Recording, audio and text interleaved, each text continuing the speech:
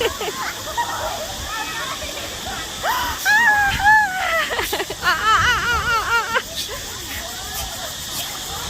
ามันหินลูกกระบาดอ่ะไม่เอาหรอลื่นนะทีจะไปได้ยัง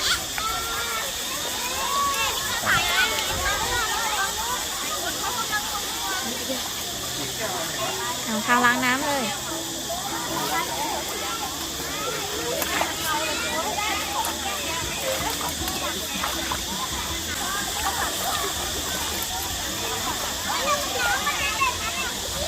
ไปแล้วเหรอ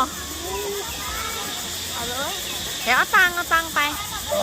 แป๊บนึงเธอนี่รอก่อนเอาตังค์ลูก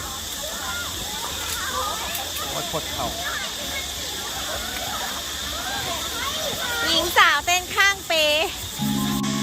หล่อ